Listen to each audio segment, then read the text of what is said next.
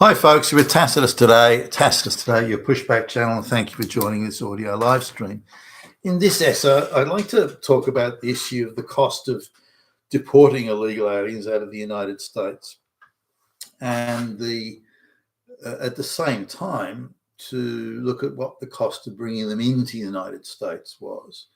Now, the estimate certainly that I've seen is that the cost of deporting each illegal from the United States, assuming it's through enforcement action, is somewhere between $15,000 and $20,000 per person. I don't know, how that's calculated, and does it, for example, is it the entire cost of running the DHS or something divided by the amount of people that are deported? I don't know how they'll arrive at those mathematics. Is it the amount of enforcement agents that are needed and the cost of the vehicles? And it's a bit hard to say. And it seems like a lot to me. Are they including government policies that encourage people to self-deport, for example? Is that included in there? Is that included the people they've got to chase down and surveil and so on? Is it that? Nonetheless, the cost of evicting, deporting these people who are illegally in the United States, then that does seem rather expensive. And there are those who are arguing, well, look how expensive it is, and there are tens of millions of them. I mean, so it's going to cost billions to evict them, deport them. They're in the country illegally. Many have gone on to commit all sorts of crimes, including fraud and social security fraud and so on and so forth. So they should be deported. But there are those who are saying, look, it's just too expensive to do it. It's just too hard. It's too expensive. It's too much of a, it's just too much of a shit fight. So just let them stay. Hey, why not? Just let them. I mean, they're here, so why don't we just let them stay? So that's the side then. What they're citing is, and there is some justification, I suppose. We're saying, look how expensive it is. Now, I don't know if it is that expensive in reality, or how that's calculated. Again, as I mentioned earlier, but if it is that expensive, there certainly is a case for arguing against it. Now, against deportation. Now, on the other side of this, the cost of social welfare, whether it's the free medical stuff that these people are getting, the illegals getting, whether it's free this or free whatever, the parasiting off the social security welfare system, then if you look at the cost of that, then it exceeds, just on an annual basis, it exceeds the total cost of deporting. So if you look at both sides of the ledger, say, well, okay, it's going to cost, for example, I'll just do round numbers here, it's going to cost $100 billion to do the deportations, but it's going to cost $120 billion per year to keep these people in the United States, given all the social welfare and social security and handouts and free medical and whatever that they're consuming. So in reality, in the overall economic scheme of things, the American taxpayer would still come out in front, even after spending that much money, assuming those numbers are accurate, that much money to do the deportations.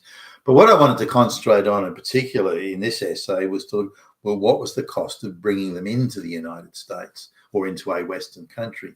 Now, there's just recently, I was looking at a propaganda movie. It's funded by some United Nations, George Soros thing. And it was a movie about people who were trying to come from a war-torn area in, I think it was part of Syria, is best I can work it out. They're a bit vague on some of the things, but coming from Syria now, these people made a 15 or 14,500 kilometre journey to Australia and to arrive, as supposed refugees. And the movie, or the documentary come movie, is quite dramatized in parts, and it's all propaganda bullshit and just leftist globalist talking points throughout. But they tried to paint the people as heroic. They made this long journey just because they wanted a better life, to escape a war-torn hellscape and so on and so forth. So all right, hold on, stop right there. Now, they could have gone to any number of refugee camps that were outside of Syria, where there were, United Nations soldiers. There's free medical, dental, food, shelter, free everything supplied by the United Nations, or sundry NGO charities. So they could have gone there, and then gone back to Syria when the fighting was over. So the idea that they're desperately escaping war and they have to travel a distance to come to a first world country is bullshit. Absolute bullshit. They could have gone. Also, they could have gone to a number of other, Muslim, Arabic places that spoke the same language. So they could have gone to, again, several other countries where they could have fitted in quite nicely from a religious, cultural, and just a language perspective. But instead, this is painted as being courageous. Instead, they travelled, again, 14,600 kilometres to come to Australia, to escape this war. But they weren't escaping. They could have easily escaped war. They didn't have to come to Australia to escape war. Are they refugees? Well, no. They had to pass through, 10 or 11 safe countries, more than that actually, 10 or 11 safe countries to get to Australia. Any one of those they could have stayed at. A number of them were Muslim. So again, they could have stayed with the brothers. But no, they had to come to a rich white Christian country claiming to be refugees. Now, if you pass through a safe country, you're not a refugee anymore. If you can stay there, but instead you pass through multiple safe countries to get to Australia. Now, how did they come to Australia? Because they had to bribe a lot of people. They had to, where would they live? Where would they stay?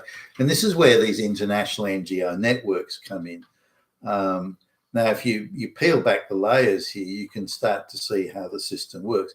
There are United Nations agitators in these refugee camps who go around and try and find people who, hey, you want to go to the rich white West, rich, or lots of free stuff, and they openly agitate and stir these people up to say, well, do you want to go to a first world country, white country, Christian country? And look, we'll help you get there.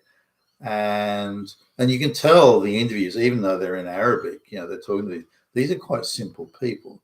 These are not rocket scientists and doctors and engineers are going to build the bridges and that sort of stuff. These are quite simple people, and they're easily influenced by United Nations agitators or United Nations paid agitators, who I assume they get like a commission bounty for each person they manage to convince to go to the West. So in the perfectly safe refugee camp where they got free everything, they're encouraged by these professional agitators.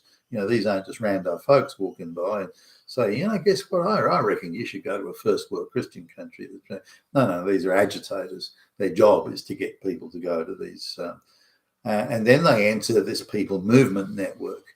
And this people movement network gives them free food, free clothing, free shelter, free everything, is often busing them and transporting them around. Now, this is a massive infrastructure.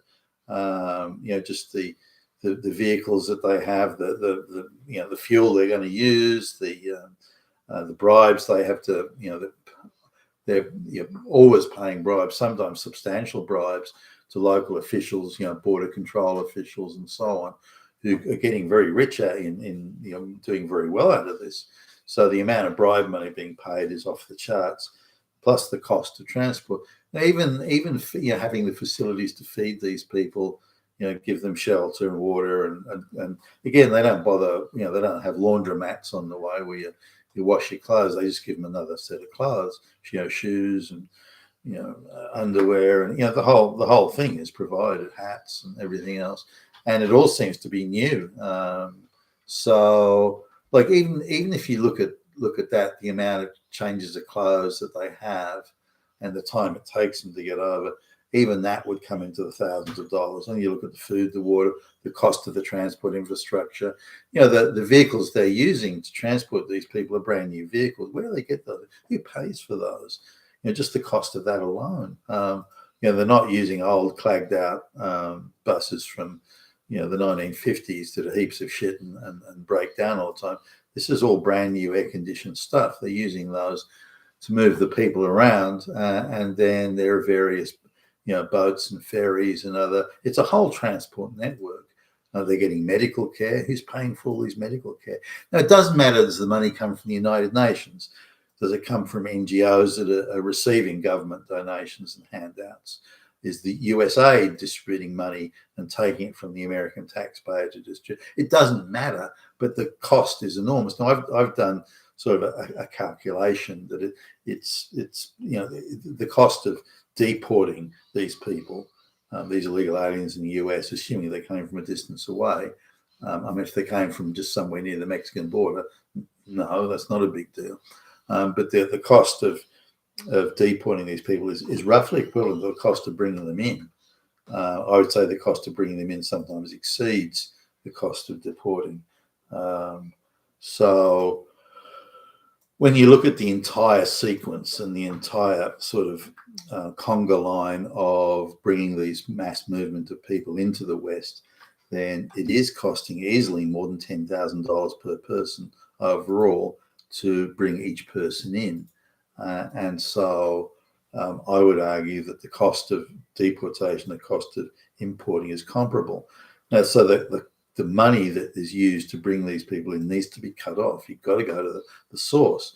And if there's an NGO involved in doing this, then take away their tax exempt status. If the United Nations spends $300 million on doing this, then the US should take away $300 million from any money that it gives to the United, and so on and so forth. But the cost of bringing these people in, the millions are brought in, is huge. Again, unless they're in the local area in South America. But the people are coming from all over the world, whether it be Asia or Africa or the Middle East or, fucking India or wherever it is. And that whole pipeline of people movement has been very expensive, and, gazillions has been thrown at it. So whereas the cost of moving them in is high, the cost of moving them out is high. But it just indicates how that cost is being borne by the white Western taxpayer. The white Western taxpayer is paying for their own eradication and their replacement. And that's an insane situation. You've been with Tacitus today, your pushback channel. Thank you for listening.